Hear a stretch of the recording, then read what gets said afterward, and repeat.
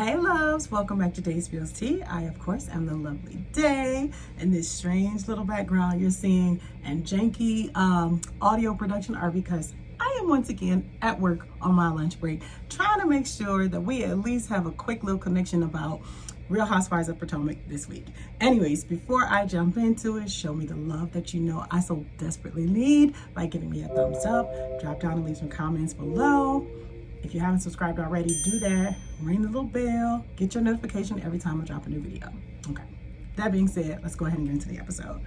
So the episode starts out with Mia and G preparing for Wendy's trip to Chesapeake Bay. Mia makes mention that her mom is going to be keeping the kids for the weekend. And I'm kind of like, when did y'all get there?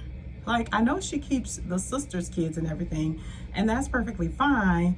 But has she ever even kept these kids for an afternoon? Like, they seem to know that she's grandma, but I don't see them having so much of a relationship that she would be keeping them for an entire weekend. That seemed a little odd to me and a little bit forced, and I don't know if I would make that move. But again, I'm not quite sure how much they have developed their relationship. My hair is looking real crazy, y'all. What's happening? Anyways. So I thought that was interesting.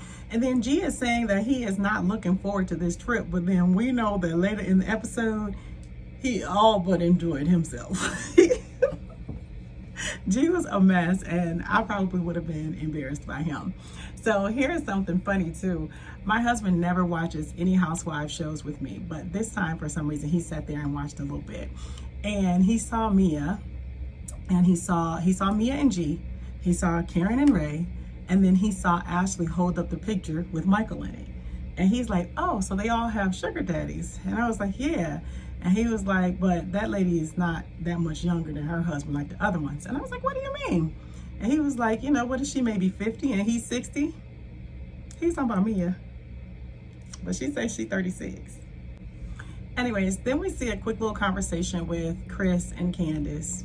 Candace really does a lot of talking about other people to not look so stellar herself. Like, she constantly looks like Cindy Who from The Grinch Who Stole Christmas. And this week in particular, her eyebrows was looking very Erica Jane post-professional makeup artist-ish. So she should keep all her little comments about other people's looks.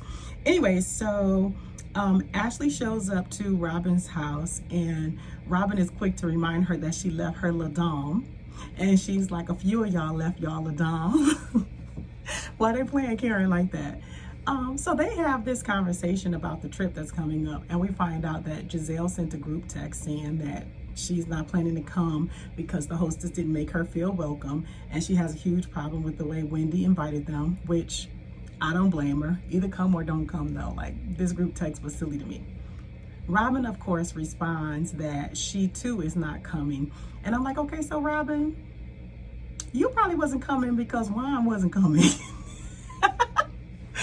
And even if Juan was coming, you wasn't going to come if Giselle wasn't coming. Because everything you do is contingent upon Giselle or some other factor other than yourself. Like, but you know that Wendy was right and that Juan was never ever coming. And I think when we see the trailer for next week, it looks like Giselle and Robin changed their minds. I didn't see Juan with them.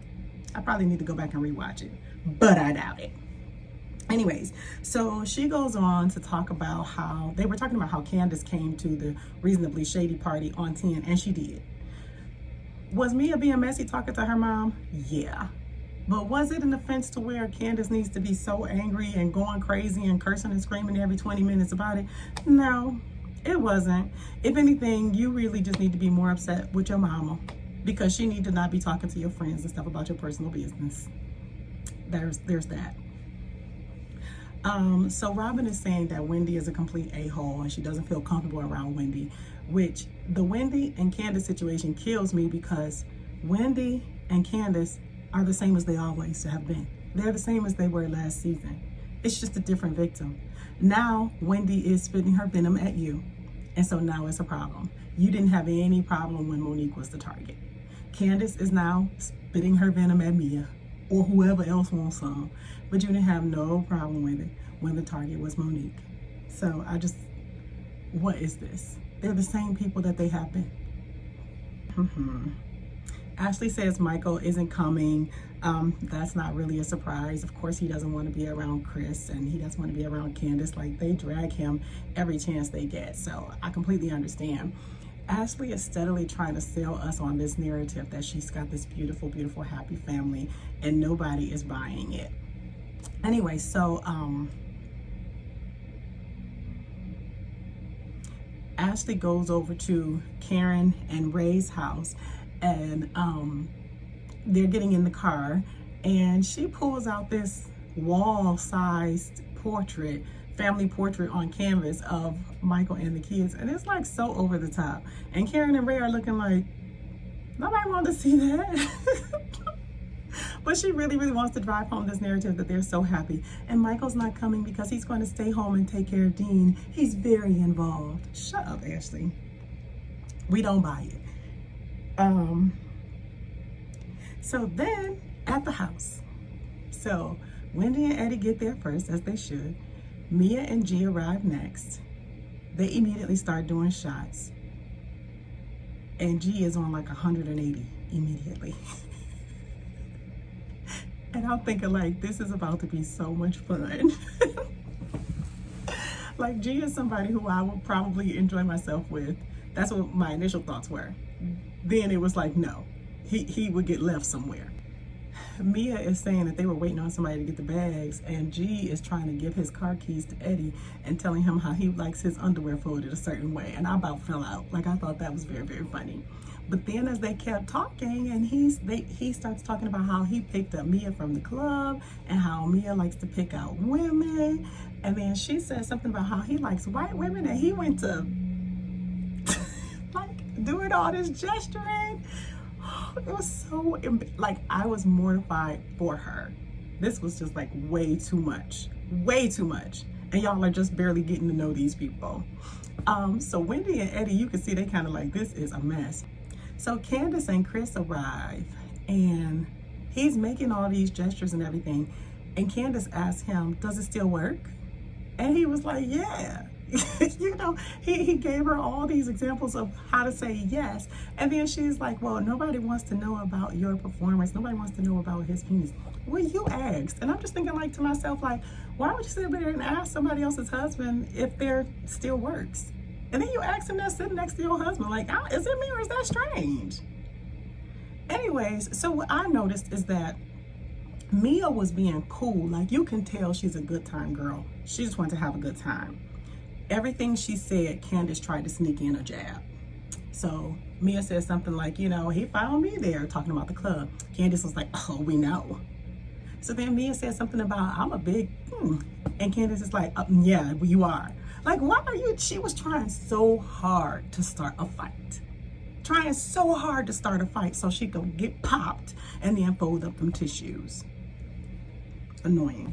So then G hands Mia the phone, and he's having her talk to the dealer about getting a custom G-Wagon. And in the midst of that, he tells her, like, this is like the only time I'll get a chance to tell you to shut the F up. Okay, so my husband generally does not talk to me like that. I would generally not be okay with it. Well, he's generally not getting me a custom G-Wagon. Y'all can judge me if you want to, but if he's got somebody calling to give me a custom G-Wagon, he gets a pass that day. I'm not complaining, okay? Anyway, so the ladies are laying around in the room and they're talking and everything. And Wendy asks Mia, you know, well, first of all, Ascala and Candace are basically, you know, it seems like they were sitting there getting ready to plot about how much they hate Mia, okay? Anyways, which is fine, they don't have to like her. But when Mia comes in and Wendy comes, Wendy asks her, you know, about the whole issue with G telling her to shut the F up. And I loved the way Mia handled it. She was like, probably, but I didn't care. And it should have been over at that. And so Candace is just like, well, he's not supposed to do that in mixed company, but me and Chris talk to each other like that all the time. I felt like G said it in joking, and obviously he was toe up drunk. But Candace and Chris, they absolutely talk to each other like that all the time. And I honestly think it's horrible. I don't know how they do it. Like, they scream and yell at each other like they hate each other sometimes. And I don't understand that. I never have. But that's their thing. Anyway, so it leads to Candace questioning Mia about the issues that took place at the video shoot and her calling her video low budget and all of that. Wendy is kind of trying to get Candace to understand that Mia's mom actually does have some real existing issues. But Candace doesn't care about that. Candace is a spoiled, petulant child. And I don't care. I know there are a lot of you out there who love her to death and you don't see anything wrong with her ignorant, childish behavior, but I disagree. I completely disagree. And it's fine for you to disagree, but please don't be disrespectful. Anyways, so Candace just wants to fight. Like, Mia's trying to be cool, but Candace just wants to fight. Now, Mia did keep saying something about it was business and I'm a businesswoman and all of that. And that was annoying me because you weren't invited there as a business consultant. You were invited there as a guest to just come out and perform. And it should have been left as that. So that's not really an excuse. She really should have just apologized for being rude and in asking her mom those questions. I do feel that way. But Escala starts screaming and hollering, "It's not fast." Like, why are you tripping out? Like, relax. It don't even really have nothing to do with you. So then when Mia takes her call from her friend, she walks past them and calls them these broke bees. And I think it was clear that she was really just talking to Candace. But of course, later, Escala was like, I didn't appreciate you calling us broke bees. I don't think Wendy took offense to it because I think it was kind of understood that that was really just at Candace.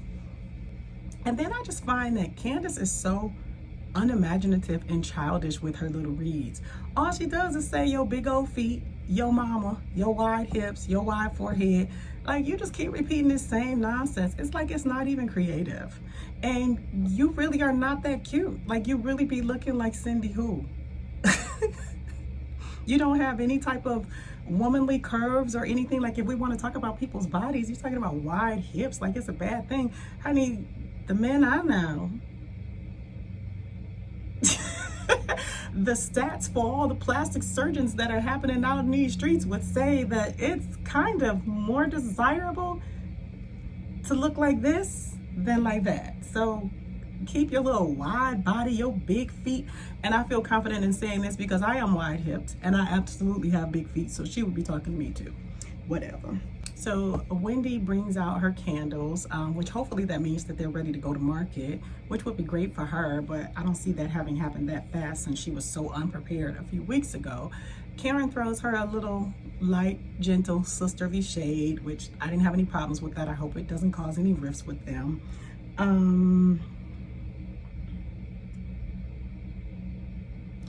Wendy does room assignments, and I honestly thought that she was fair in how she gave them the order to select the rooms. Of course, Candace felt some type of way about it. Then Ashley is asking kind of like what's been going on, and Mia is like, Candace has been mean. So Candace takes that as an opportunity to start another fight. I hear you. You might as well invite me into the conversation. No, nobody needs to invite you into the conversation. Like, you can just go on somewhere. So Mia doesn't back down. So then Candace was like, let's do it. Let's do it. All this nonsense and ignorance. She's so ignorant and so nasty. So she is throwing these daggers basically at Mia. She takes some salad, some lettuce or whatever, and tosses it at Mia. And she says something to the fact of, your mama's low budget, and then says, go cry in your room about it. So she meant to be hurtful. She meant to be as low as she could possibly be with the little information that she had. She's a nasty individual, period. Her behavior is unacceptable.